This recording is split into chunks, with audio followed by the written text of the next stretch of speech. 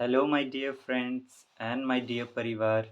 एक बिहारी सब पे भारी परिवार में यूपीएससी सिविल सर्विस एग्जामिनेशन के ऑनेस्ट एंड सक्सेसफुल प्रिपरेशन के लिए जो हमने मैराथन क्लास शुरू की है उनके यूपीएससी गाइडेंस पार्ट में मैं आपका वेलकम करता हूं।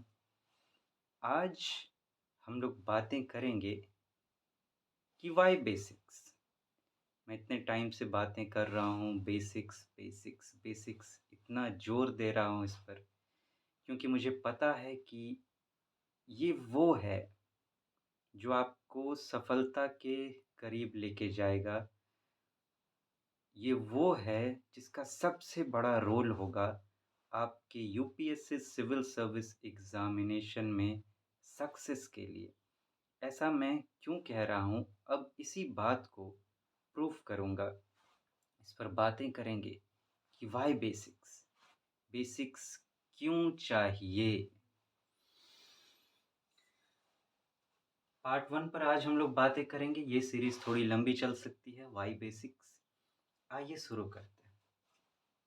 टू अंडरस्टैंड अ सब्जेक्ट और topic in depth plus reach the level of establishing own view points.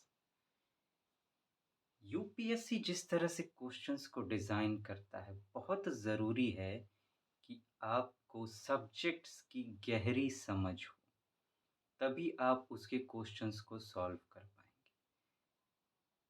और मुझे ऐसे भी नहीं कहना पड़ेगा कि यूपीएससी जैसे एग्ज़ाम के लिए अगर आप सब्जेक्ट्स को सिर्फ सरफेस लेवल पर देखेंगे तो आपकी बात बन जाएगी। गहरे में उतरना पड़ेगा।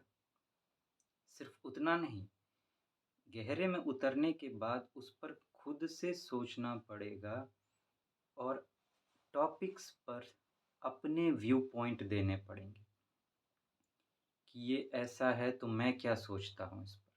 वहाँ तक आपको पहुँचना है that you reach the level of establishing own view points. और ये होगा कैसे? बेसिक्स से ही हो पाएगा। बेसिक्स इसमें आपकी मदद करता है। ये एक पार्ट।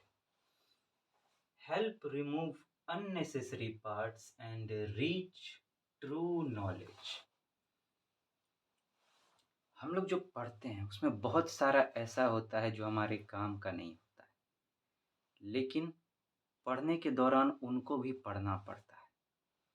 अब ऐसा नहीं है कि मान लीजिए आप न्यूज़पेपर पढ़ रहे हैं, उसमें एक आर्टिकल छपा हुआ है तो पूरे का पूरा आर्टिकल आपके काम का है, ऐसा नहीं होता है।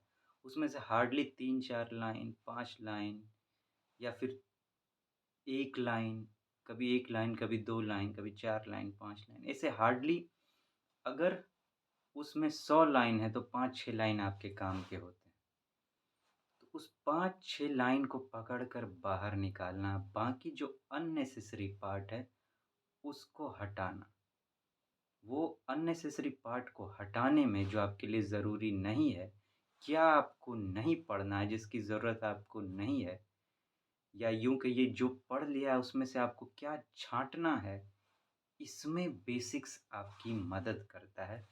और ये यूपीएससी की तैयारी जो है, इसमें इस क्वालिटी की बहुत ज़्यादा ज़रूरत पड़ेगी कि क्या छोड़ना है। क्योंकि आप 100 चीज़ें पढ़ेंगे ना, तो 100 में से हार्डली 5 या 6 चीज़ जो होगी, जो आपके काम की होगी। तो डेली आपको इस क्वालिटी की ज़रूरत पड़ेगी। डेली आपको देखना पड़ेगा कि जो मैंने पढ़ा है इसमें से क्या मेरे काम का नहीं, उसको हटाओ, और क्या मेरे काम का है उस पर ज़्यादा फ़ोकस करो। ये बात होगी। इसमें बेसिक्स आपकी मदद करेगा और आपको सही नॉलेज तक पहुँचाएगा, जो अल्टीमेटली वो मैं जो बात कर रहा हूँ 5-6 लाइन की, जो आपकी ज़रूरत की चीज़ है, वहाँ तक आपको बेसिक्स पहुँचाएगा। अगर ऐसा नहीं किया तो होगा क्या? Otherwise, many viewpoints are there and they encroach as information. नहीं तो बहुत सारे व्यू पॉइंट्स हैं। एक-एक टॉपिक पर आप देखिए कितने-कितने लोग लिखते हैं, या एक-एक सब्जेक्ट पर कितने-कितने बुक्स हैं। तो बहुत सारे व्यू पॉइंट्स हैं। अब देखिए एग्ज़ाम में क्वेश्चन आते हैं, तो आपको उस पर आंसर लिखना है। अब एक टॉपिक पर बहुत सारे पॉइंट्स हो सकता है आपके पास। आप कौन-सा लिखेंगे? किन्हें छोड़ेंगे? ये आपको पता होना बहुत ज़रूरी है क्योंकि वर्ड लिमिट होती है वहाँ 150 250 शब्द में आपको लिखना होता है। तो आप सबसे इम्पोर्टेंट जो है वही वहाँ पे डालेंगे। अगर आपने सरफेस वाली बातें डाली कि कोई भी डाल दो जितने भी व्यू उसमें है मेरे पास कंटेंट उसमें से कोई भी लिख दो यहाँ पर वर्ड लिमिट पूरा आने के लिए तो आपको मार्क्स नहीं मिलेंगे। आपको लिखना वही होगा जो सबसे ज़्यादा ज़रूरी है और सबसे ज़्यादा ज़रूरी क्या होगा उसको छाँटने में बेसिक्स आपकी मदद करेगा। अगर ऐसा आपने नहीं किया तो अननेसेसरी बहुत सारे इन्फॉर्मेशंस हो जाएँगे और वो आपके सही ज्ञान को सामने नहीं आने देंगे और नतीजा ये होगा कि आपकी आंसर राइटिंग या एग्ज़ाम में जो आप सॉल्व करोगे या फिर यहाँ तक कि इंटरव्यू में जो आप जवाब दोगे, उन सब में कमी रह जाएगी। एक डेप्थ नहीं आ पाएगा, एक स्ट्रेंथ नहीं आ पाएगी उसमें, तो आपकी मार्किंग कम हो जाएगी। यहाँ पर मैं कुछ बातें अब थोड़ी-सी स्टोरी में चलते हैं, थोड़े से कुछ और तरीके से बात किया जाए इस बात पर। बुद्धा को आपने पढ़ा होगा, इतिहास, हिस्ट्री जब आपने पढ़ा होगा तो उसमें बुद्धा को पढ़ा होगा।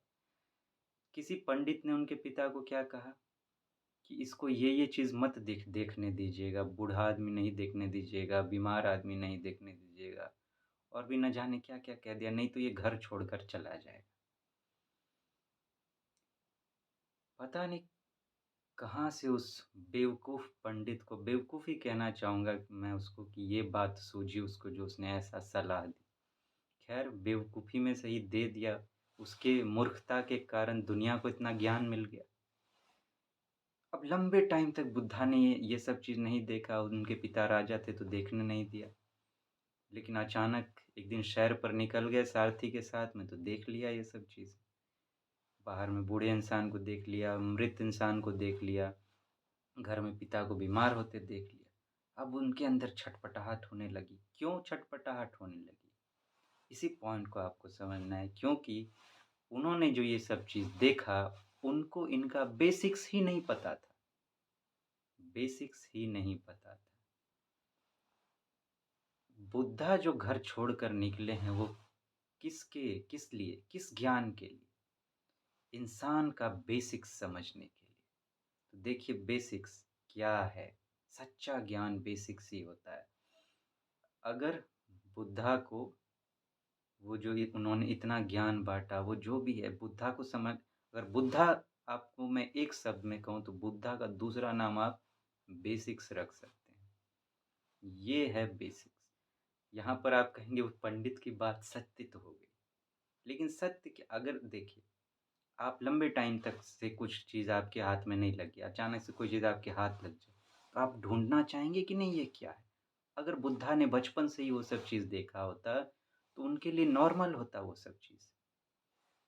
उनको ज़रूरत ही नहीं थी कि फिर मैं इन सबको ढूँढने के लिए कहीं जंगल जाऊँ या यहाँ-वहाँ जाऊँ। छुपाया इसीलिए। एक और बात मैं आपसे कहना चाहूँगा। एक सर थे मेरे साइंस एंड टेक्नोलॉजी के। उनका पढ़ाने का अंदाज़ कुछ अलग था।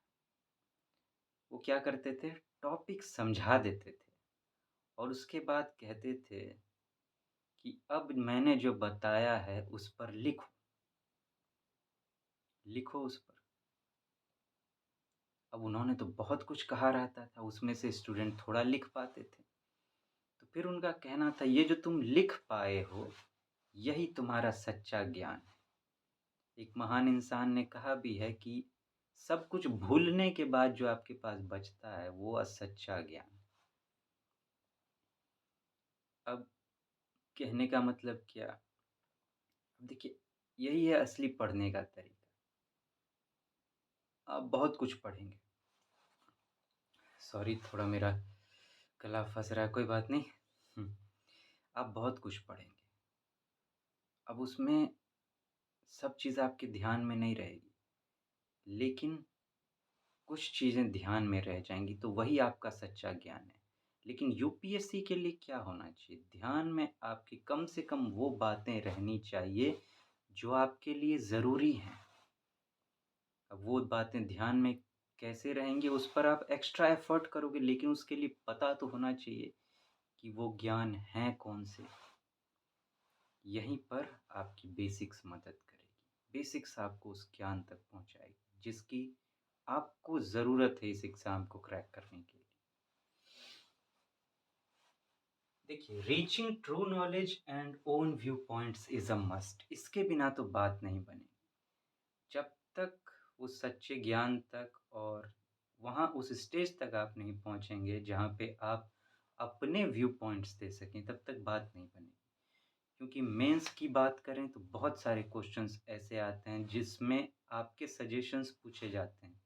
एथिक्स का तो लगभग पूरा पेपर ही ऐसा है, बाकियों का भी ऐसा है, जहाँ पे आपको पूछा जाएगा कि इसके लिए क्या किया जा सकता है। और इंटरव्यू, उसमें तो बहुत सारे क्वेश्चंस इस पैटर्न पर होते हैं कि आपसे जवाब माँगे जाएँगे, अपने जवाब। क्योंकि आपको वो सिविल सर्वेंट बनाने जा रहे हैं, तो आपके पास अपना कुछ है या नहीं? आप सोच सकते हैं कि नहीं, उस पर आंसर सुझा सकते हैं कि नहीं, वो चेक करेंगे।